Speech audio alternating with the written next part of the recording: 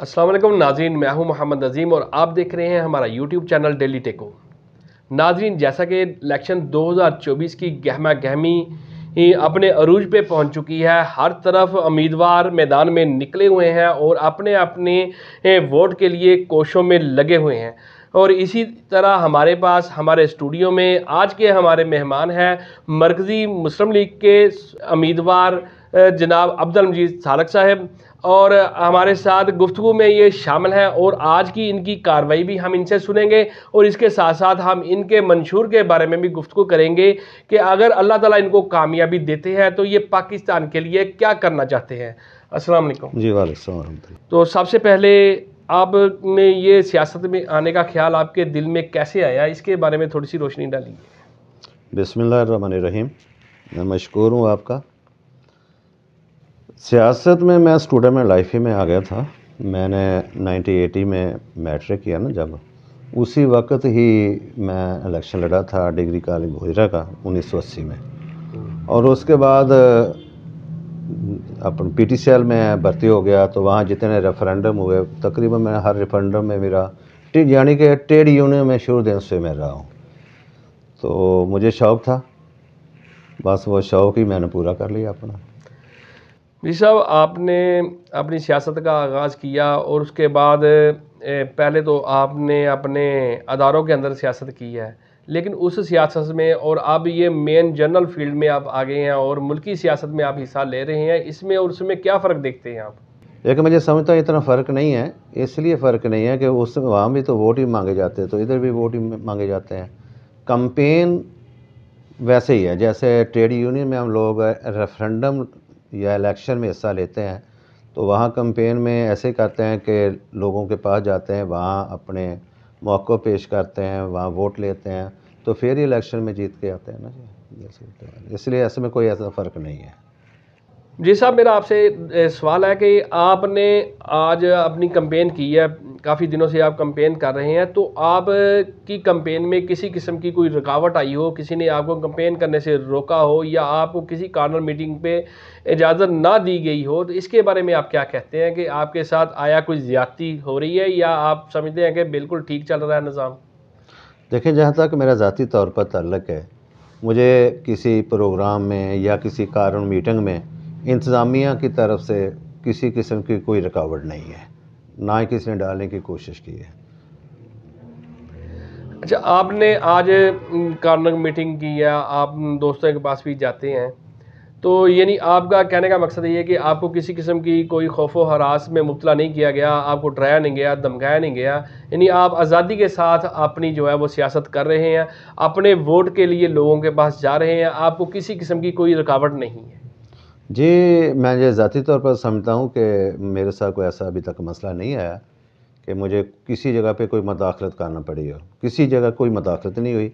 हम बड़े आराम के साथ अपन जो भी हम कर सकते हैं, लोगों के पास जा रहे हैं, अपनी कैंपेन कर रहे हैं, लेकिन मुझे आज तक किसी ने नहीं रोका, कोई रुकावट नहीं। अब्दुल मजीद साहब, आज हम आपसे ये भी गुफ्तगू करते हैं कि आपकी जमात जो है वो मरकज़ी मुस्लिम लीग जो है कश्मीर के हवाले से उनका बड़ा नाम है और बड़ा काम है उनका, तो आज भी आपने कश्मीर के हवाले से रैली निकाली है, तो इसके बारे में थोड़ी सी रोशनी डालिए कि आपने ये रैली क्यों निकाली है, आपका मकसद क्या है? देखें, जहाँ तक आज 5 फरवरी था, तो मैं ये समझता हूँ कि ये शायद 1992 से लेकर आज तक ये रैलियाँ निकाली जा रही हैं। हर साल 5 फरवरी को कश्मीरियों के लिए हज़ार यकजहती डे मनाया जाता है। लेकिन आज मुझे इंतहाई अफ़सोस कि पूरे पाकिस्तान में किसी सियासी जमात ने किसी जगह पर कोई एहतजाजी रैली नहीं निकाली, मासिवाए पाकिस्तान मरकज़ी मुस्लिम लीग के। और टोबा हमारा भाई शहर है, आप देख रहे हैं कि टोबा टैक्सी में भी हमारे अलावा और किसी ने रैली नहीं निकाली। और मैं ये भी समझता हूँ कि पाकिस्तान मरकज़ी मुस्लिम लीग, तो मैं थोड़ी सी ये बात वाज़ेह कर दूँ कि मेरा जो ताल्लुक़ है वो लेबर से है, ट्रेड यूनियन के साथ है। तो आज भी प्रोग्राम मैंने बात की थी कि देखें कि 1 मई लेबर डे आता है, इसी तरह 5 फरवरी का कश्मीरियों के लिए डे आता है।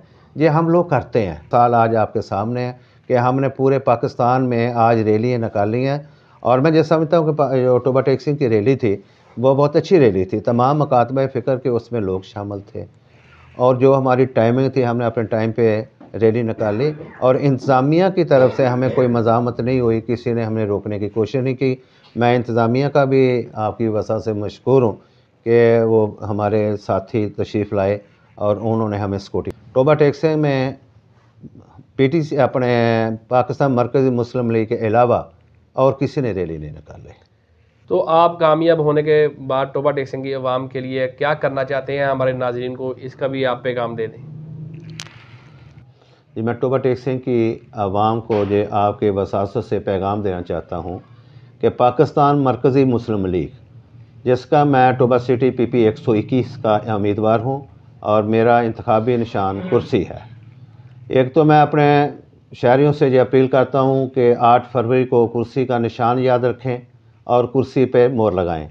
दूसरी बात यह है कि पाकिस्तान मरकज़ी मुस्लिम लीग ने जो अपना एक दस्तूर पेश किया है, जो जिसको हम मंशूर कहते हैं, उसमें एक बहुत अहम पॉइंट है सूद। हमारा जो सूद का मामला है, अल्लाह ताला ने सूद को हराम किया हुआ है। हमारे मंशूर में ये लिखा है कि हम सूदी कारोबार को ख़त्म कर देंगे। जब सूदी कारोबार ख़त्म हो जाएगा तो मैं ये उम्मीद रखता हूँ कि अल्लाह के फजल व करम से ये तमाम मामला हल हो जाएंगे, महंगाई भी कंट्रोल हो जाएगी, माइशत ठीक हो जाएगी, बाकी तमाम मसले जो हैं वो ठीक हो जाएंगे। जब तक सूदी कारोबार को ख़त्म नहीं किया जाएगा उतनी देर तक हमारे साथ ऐसा ही होता रहेगा। तो मैं फिर आपका शुक्रिया भी अदा करता हूँ और अपने आवाम से ये दोबारा मुतालबा करता हूँ कि हमारा मंशूर को देखा जाए, उसको चेक किया जाए। इसके बाद मैं तकरीबन 30 साल से टोबा में हूँ, ट्रेड यूनियंस और लेबर के मामलातों में देखता रहा हूँ। मैं लेबर से भी मुखातब हूँ कि वो हमारे पिछले जो भी हमने काम किए हुए हैं उसको मद्देनज़र रखते हुए कुर्सी को निशान को याद रखें और कुर्सी पे मोहर लगाएं। बहुत मेहरबानी जी। बहुत शुक्रिया अब्दुल मजीद साहब, आप हमारे स्टूडियो में आए, आपने अपना मौक़िफ़ जो है वो आवाम के सामने रखा।